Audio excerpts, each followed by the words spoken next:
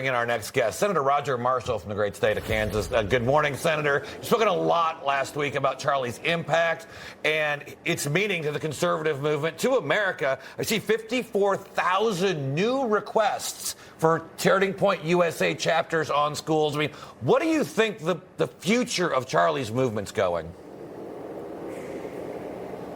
Well, good morning, everybody. Yeah, I mean, Charlie Kirk was Elvis to these youngsters out there, especially strong conservatives as well. He was the turning point when a younger generation stood up and said enough on these college campuses, where he stood up to the wokeness there. One of the very first people to point it out. But Charlie Kirk, he died a hero. He died a martyr. And I think that, even up here on Capitol Hill, I see especially these youngsters. I say youngsters, they're 20, they're 30-something, trying to carry on Charlie's mission. And my chief last night just texted me. This is the last communication our office had with Charlie. An issue I'm not going to go into right now, but something that Charlie cared about, and we are just committed to fulfilling his mission going forward. So, the libs that killed Charlie Kirk, we're not done yet. We're going to honor his life and fulfill his mission and bring life to his long-term mission here. Yeah, and Senator, now we're seeing major companies and corporations making it very clear that while you have the freedom to speak your mind in this country,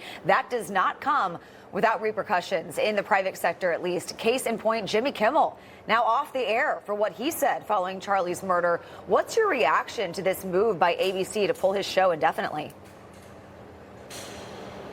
Yeah, well, hallelujah. I was thinking last night as I saw that news, I thought back, what did Johnny Carson do with politics? What did Jay Leno do with politics? And by the way, they were both a lot funnier and more entertaining than Jimmy Kimmel.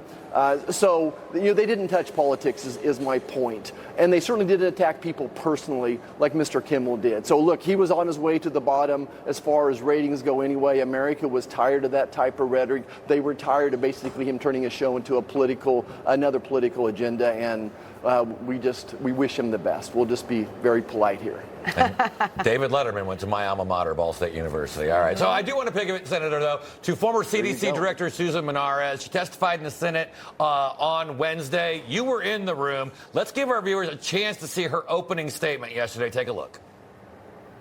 I could have stayed silent, agreed to the demands, and no one would have known.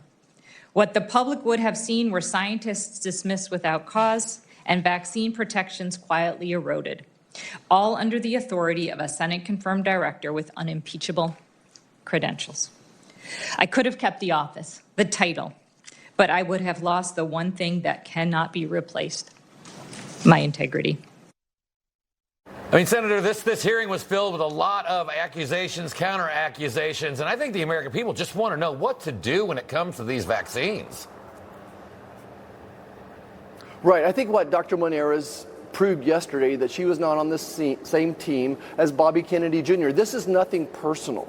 What she believes, what the traditional CDC believes, is every person needs every vaccine, that every child needs all 76 jabs. And I happen to believe that's not true. I think when the CDC promotes that, thinking that every baby needs a hepatitis vaccine on day number one, you start losing trust, that she doesn't realize that she's the problem. Then when she started perpetuating and standing beside Anthony Fauci's lies during COVID, and then they continued to perpetuate lies like about monkeypox, refusing to say that, look, that's basically a sexually transmitted disease for gay men, that not every child needs a vaccine for monkeypox as well. So I think she doubled down on exactly why she doesn't fit the model, that Bobby Kennedy Jr. wants to restore trust in the CDC. She was destroying trust. I know you've been such a big proponent of MAHA and this movement of Make America Healthy Again. What needs to happen next to continue this movement? I know vaccines are a big part of it as well.